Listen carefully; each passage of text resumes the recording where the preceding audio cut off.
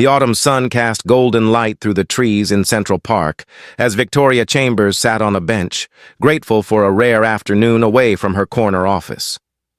At 37, she was the CEO of Chambers Media Group, a position she had fought hard to achieve after building the company from nothing. But success had come at a price. She had no family, few friends, and an emptiness that no amount of professional achievement could fill. She was scrolling through emails on her phone when a small voice interrupted her thoughts. "Excuse me, pretty lady?" Victoria looked up to find a little girl standing in front of her, perhaps 3 years old, with blonde curls catching the sunlight. She wore a pink dress with a white cardigan and clutched a worn teddy bear to her chest. But what caught Victoria's attention, what made her breath stop completely, was the necklace the child wore. A distinctive gold locket with an intricate rose design, hanging from a delicate chain. Victoria knew that necklace. She had given it away 5 years ago under circumstances that still haunted her dreams. "Hello?" Victoria managed, her voice unsteady. "Are you here with someone?" The little girl nodded toward a young woman sitting on a nearby bench, watching them carefully but not interfering. "That's Miss Sarah. She's my nanny. But I wanted to talk to you because you look sad, and my mommy says we should try to make sad people feel better." "That's very kind of you," Victoria said, unable to take her eyes off the necklace. "What's your name?" "I'm Emma," the little girl said proudly. "I'm 3.5 years old." "What's your name?" "I'm Victoria." "That's a beautiful necklace you're wearing, Emma." Emma touched the locket with reverence.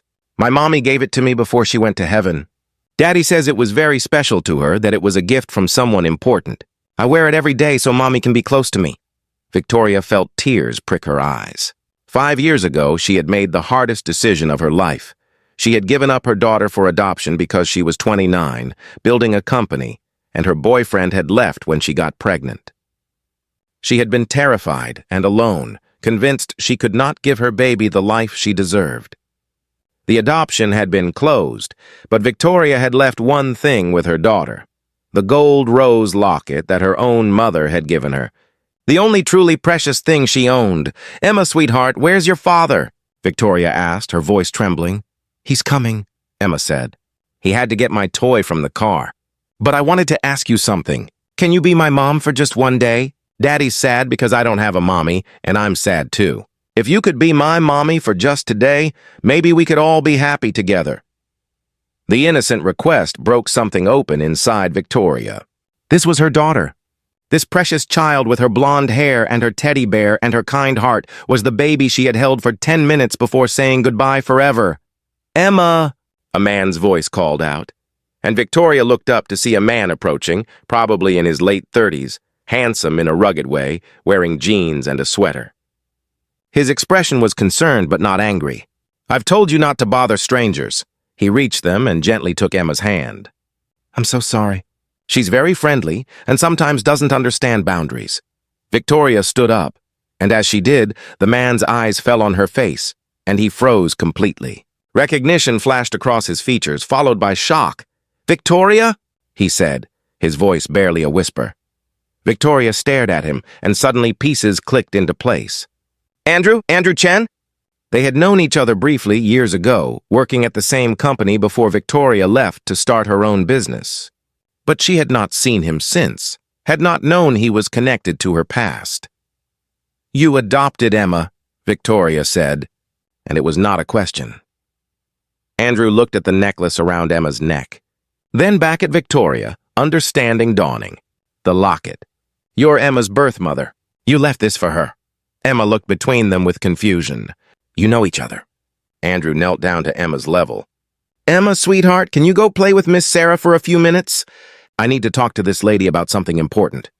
Emma hesitated, then nodded and skipped back to her nanny. Andrew and Victoria sat on the bench, a careful distance between them, both struggling to process what was happening.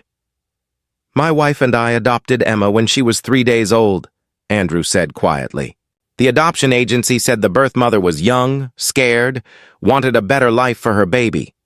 They gave us the locket with strict instructions that Emma should have it when she was old enough to understand. My wife, Rebecca, she treasured that locket. When she was diagnosed with cancer 2 years ago, one of the first things she did was put it around Emma's neck. She died 6 months later. Victoria felt tears streaming down her face. I'm so sorry. I didn't know. I never knew who adopted her, where she went, if she was happy. She's been very happy, Andrew said. Rebecca and I loved her from the moment we saw her. We gave her everything we could. But losing Rebecca was devastating. For both of us. Emma asks about her mother every day, and I don't know how to fill that void. When I gave her up, Victoria said, I was 29, alone, terrified. I had just started my company, had no support system, no money. I convinced myself I was doing the right thing, giving her to people who could provide for her better than I could. But I've regretted it every day since. I've built this successful company, achieved everything I set out to achieve, and none of it matters because I gave away the only thing that was truly precious. Andrew was quiet for a long moment. Emma asked you to be her mother for a day. What if I asked you to be her mother for longer than that? Victoria looked at him in shock. What? I've been alone with Emma for 18 months, Andrew said. I'm trying my best, but I'm drowning. She needs a mother figure, someone who can teach her things I can't. And you're her birth mother. You gave her that locket because it was precious to you. Maybe this isn't a coincidence. Maybe this is fate giving you all a second chance. You can't be serious, Victoria whispered. You don't know anything about me now. I'm a workaholic CEO who barely has time to eat, let alone raise a child. Then maybe it's time to reprioritize, Andrew said gently. I'm not asking you to decide right now. I'm asking you to consider getting to know Emma. Let her get to know you. See if maybe what she needs and what you need are the same thing. Over the following weeks, Victoria began spending time with Andrew and Emma. At first, it was just afternoon visits to the park, then dinners, then weekends. Emma was drawn to Victoria with an instinct that felt like recognition, even though the child had no memory of being held by her birth mother as a newborn. Victoria learned that Emma loved stories and painting and asking endless questions about everything. Andrew learned that Victoria had spent 5 years building a media empire while grieving the daughter she thought she would never see again. That her success had been driven by the need to prove she could have given her daughter a good life if she had kept her. 6 months after that first meeting in the park, Andrew asked Victoria to move in with them, not as a romantic partner, but as Emma's mother. 3 months after that, they fell in love. Discovering that the bond formed through shared love for Emma had evolved into something deeper.